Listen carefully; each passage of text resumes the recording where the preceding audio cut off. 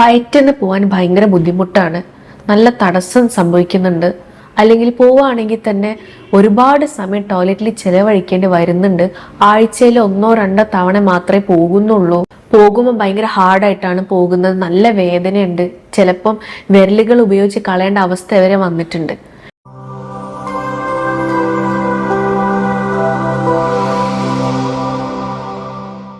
ഇങ്ങനത്തെ പല ലക്ഷണങ്ങളും പലർക്കും ഇത് തുറന്നു പറയാൻ ഭയങ്കര പ്രയാസമാണ്.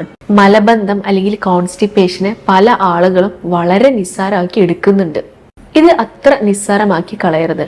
നല്ല രീതിയിൽ ശോചനം പോയോണ്ടിരുന്ന ആളുകളിൽ എന്തെങ്കിലും ഒരു റീസൺ കൊണ്ട്, അതായത് ചില ആളുകൾക്ക് സ്ഥലം മാറുമ്പോൾ വയറ്റിന്ന് പോകാൻ ബുദ്ധിമുട്ടാവും, അല്ലെങ്കിൽ യാത്ര ചെയ്തുകൊണ്ടിരിക്കുന്ന ആളുകൾക്കൊക്കെ ഈ മലബന്ധം അനുഭവപ്പെടാം. അത് ചിലപ്പോൾ കുറച്ച് ദിവസം കഴിഞ്ഞാൽ അത് അങ്ങോട്ട് റെഡിയാകും.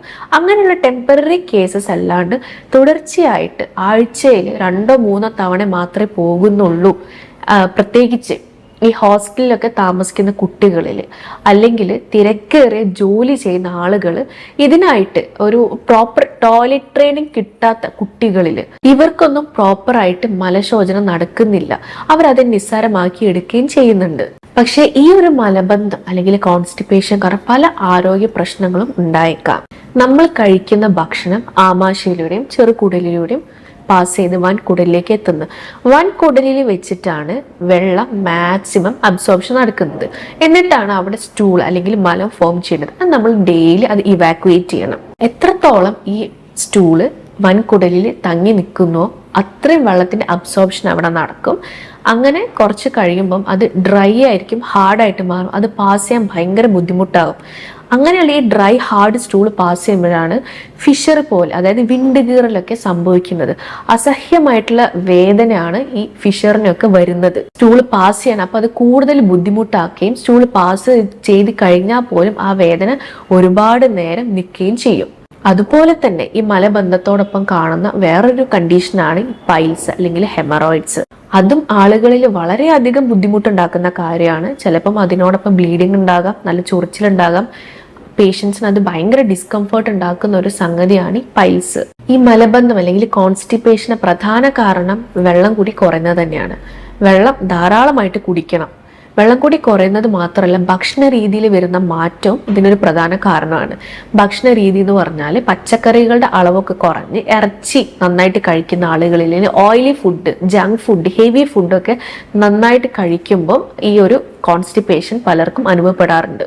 അതുപോലെ തന്നെ ശരീരം ഒട്ടും അനങ്ങാത്ത ആളുകളിൽ, ഒട്ടും എക്സസൈസ് ചെയ്യാത്ത ആളുകളിൽ, അല്ലെങ്കിൽ പ്രായമായിട്ടുള്ള ആളുകളിൽ, എന്തെങ്കിലും ഒരു രോഗം ബാധിച്ച് കിടപ്പിലായ ആളുകളിൽ, ഒരു ഓപ്പറേഷന് ശേഷം പലർക്കും സ്ട്രെസ് ഉള്ള ആളുകളിലും ഈ ഒരു മലബന്ധം ഉണ്ടാവാറുണ്ട്.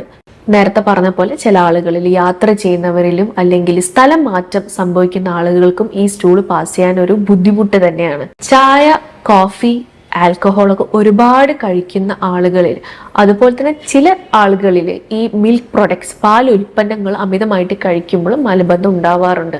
അത് കൂടാതെ ചില തൈറോയ്ഡ് സംബന്ധമായിട്ടുള്ള അസുഖങ്ങൾ അല്ലെങ്കിൽ ഗ്യാസ്ട്രോ ഇൻറ്റസ്റ്റൈനൽ ഡിസീസസിലൊക്കെ ഈ ഒരു കോൺസ്റ്റിപ്പേഷൻ ഒരു സിംറ്റം ആയിട്ട് വരാറുണ്ട്. കോൺസ്റ്റിപ്പേഷനുള്ള ആളുകൾ പലപ്പോഴും പറയാറുണ്ട്, വയറ്റിൽ ഗ്യാസ് എല്ലാം കൂടെ നിറഞ്ഞ് വീർത്ത് പൊട്ടാനായ പോലെ തോന്നുന്നുണ്ട്, വിശപ്പൊക്കെ കുറവാണ് ഇപ്പോൾ, അതുപോലെ തന്നെ ബാക്ക് പെയിൻ ഉണ്ട്, അല്ലെങ്കിൽ വയറിന് നല്ല വേദനയാണ്, സ്കിൻ കംപ്ലയിൻസും ഇതിനോടൊപ്പം ചിലപ്പം കാണാറുണ്ട്.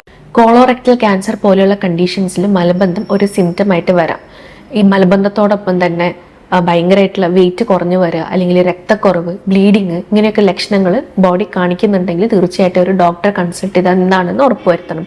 അതുപോലെ തന്നെ എന്തെങ്കിലും ഒരു ഇൻഡസ്റ്റൈനൽ ഒബ്സ്ട്രക്ഷൻ ഉണ്ടെങ്കിൽ മലബന്ധം ഒരു ലക്ഷണമായിട്ട് വരാം. ഇതിൽ നമുക്ക് ചെയ്യാൻ പറ്റുന്ന പ്രധാന കാര്യം എന്ന് പറഞ്ഞാൽ നല്ല രീതിയിൽ വെള്ളം കുടിക്കണം. ഡെയിലി ഒരു 8 മുതൽ 12 ഗ്ലാസ് വരെയെങ്കിലും വെള്ളം കുടിക്കണം.